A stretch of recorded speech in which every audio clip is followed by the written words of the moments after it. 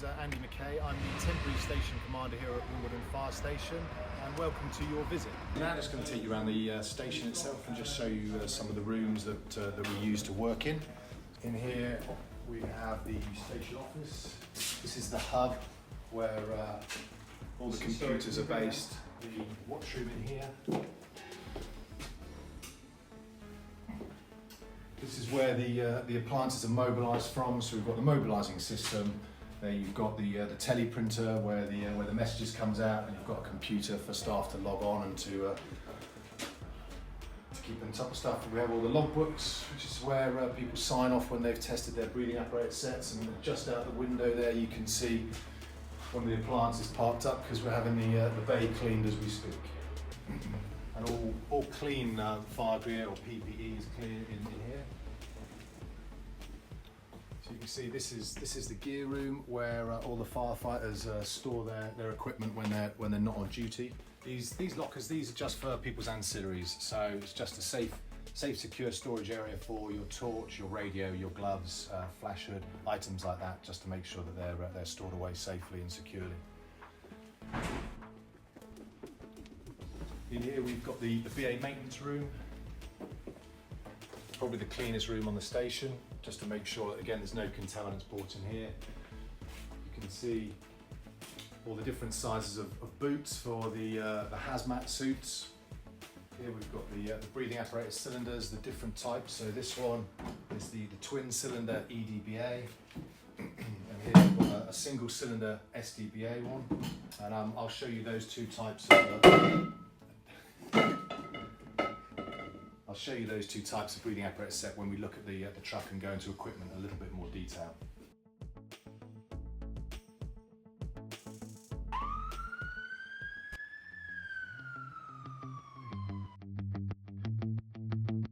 Hi, my name is Chime and I'm a firefighter here at Wimbledon, and this is our pump ladder. So we go onto all sorts of incidents, it's not just for fires. We could probably go to a automatic fire alarm actuating, person stuck in a lift, people locked in the premises, and the occasional cat stuck in a tree as well. So here, this first bit of equipment is our whole metro cutting and spreading gear. So this is battery powered, a lot more mobile. This is our spreader, and this is our cutter, and then we use these for road traffic incidents. Over here, we would wear these for incidents such as fires or anything that was hazmat related, so anything chemicals, just to protect our crews. In this locker, we have the hose drill, which is our initial hose that we would use as a quick response one. So that's connected to the pump, and then while we're using the hose drill, we'll connect the bigger hose for like high volumes of water. All sorts of stuff in here, but our most important is the IEC bag and the defib. So this is our casualty handling equipment. We also have airbags in case we turn an RTC and we need to lift a vehicle out to get a casualty from underneath. In our cockpit bay, we have 4 different types of ladders. So we have a roof ladder, short extension, 3 pieces, our 135, and our 9-meter ladder up there. And this is our pump here. So the delivery hose will be connected to this, and this will go to the firefighter with the branch. And then we would also attach 2 more hoses into there, and that will be connected to the hydrant. So that will supply us with the water. And we will ship the hydrant using the standpipe and the hydrant bar and key. All sorts of tools in here. We have sledgehammers, bolt proppers, axes of different sizes, and crowbars. And we also have shovels too. And here we have extra hoses, and of course 2 fire extinguishers as well, so different sorts of firefighting media. Same as the other side, another hose reel and loads more hose. And on our last locker, we have gas tight suits for hazardous chemicals. We have covered here for breaking in gear. Up here we have water backpacks, and we would use these for mainly grass fires.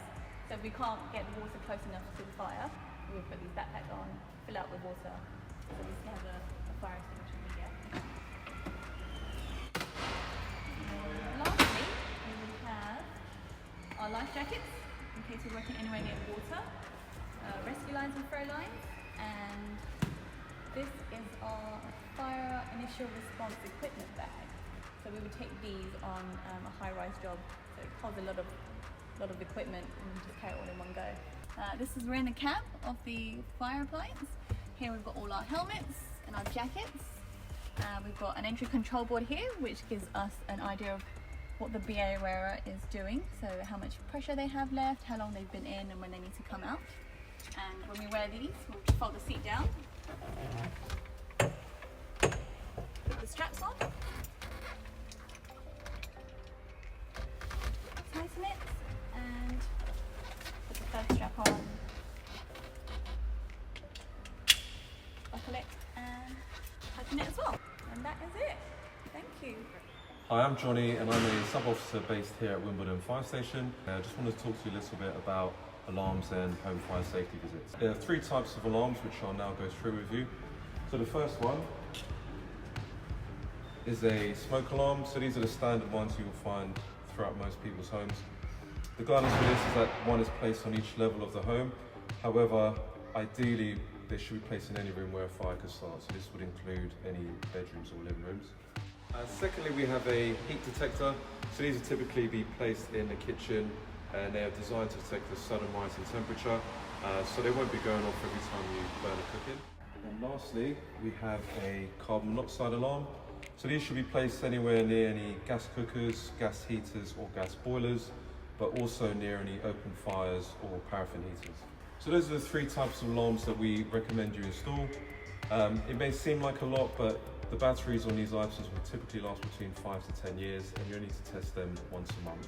If you have any problems about where to install your smoke alarm in your house, or if you need any general fire safety advice, then you can book a home fire safety visit, which is free of charge. What it will involve is us carrying out a visit in your home. We'll do a quick assessment and provide the advice that's needed to you, and we can also install the smoke alarms where needed.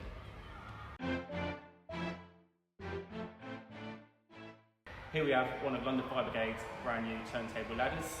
This particular model can reach up to 32 metres, 75 degrees, and also to press down to 15 degrees. It also has an articulated arm, which means the arm itself can bend, providing rescues for people who may be trapped down riverbanks or other deep slopes. Also, the cage itself is very useful when making rescues at high-rise buildings. Take you around the machine. In this front locker, we have proper cones to cordon off the area for safety reasons. We have a stretcher for when making our rescues for a high rise itself. We also have a breathing apparatus kit, so if it gets smoky from fire, the driver or commander can put these on, breathe clean air. Moving to this back locker, we have a camera which has both normal and thermal capabilities. This can be attached to the cage and also used for search and rescue purposes when it may not be feasible to put a member of our crew in the cage.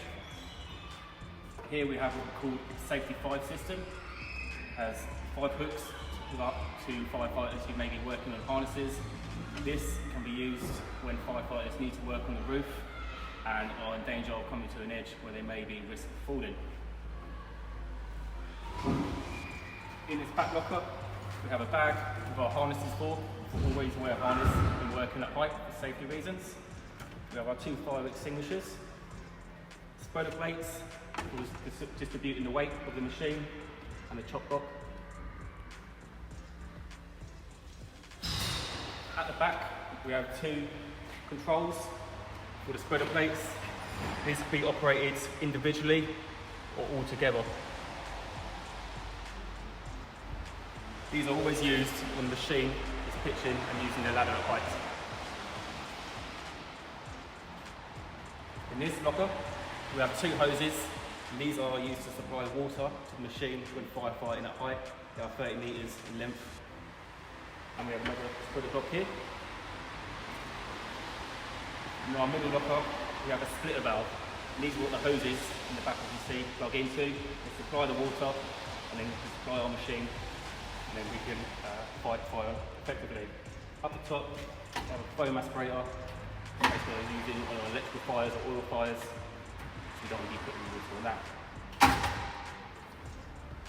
Back in the front, we've just come around, the locker goes all the way through, so we're back to the stretcher, and also the reinforced stretcher.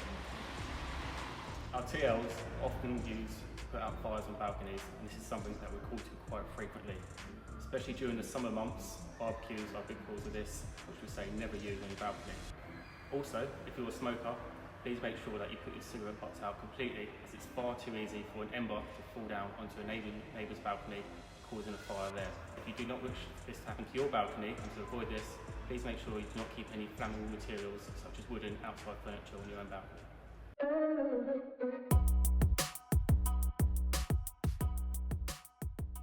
This is Wimbledon's FRU, Fire Rescue Unit, and we carry out a number of specialist rescues. Our main rescues are RTC, so road traffic collisions, and we carry various bits of equipment to help us achieve what we need to achieve. In one of the lockers here, we have our new Paratech airbags, and we can use these to, if anyone's trapped under a car or a bus or anything like that, we can use these to raise the vehicle and obviously rescue the casualty. We also carry various amount of cutting equipment, also jacks and winches. But in this locker here, we have most of our cutting equipment. It's similar to the equipment that we carry on the ladder, but obviously is a lot more powerful, which enables us to carry out all the cutting and stuff that we need to do. Our rescue unit at Wimbledon is RTC and dedicated line ops. Other FRU stations carry water capability, i.e. boat rescue, and our HAZChem, which is decontamination. This is where we keep all our line equipment. So, in this locker here, unlike the pump ladder, we carry EDBA sets, so that's extra duration BA. They hold approximately about 300 bar of pressure and enable us to spend longer time in incidents. Being careful on the road will help you avoid one of these. That means if you're a driver, you must always remember to avoid the fatal fall. This means when you're driving, always stick to the speed limit, always wear your seatbelt, never use your mobile phone while driving, and never drive under the influence of alcohol and drugs. You also need to keep your eye out for other road users and pedestrians. Well, thank you for visiting Wimbledon Fire Station today. It was really great to host you, a real privilege. Hopefully you've gained an interesting insight into the appliances we have here, some of the equipment that we carry and the different types of incident we go to. With the COVID restrictions, obviously we can't host you at the moment, but hopefully we'll see you back here in person soon. But for the moment, thank you very much.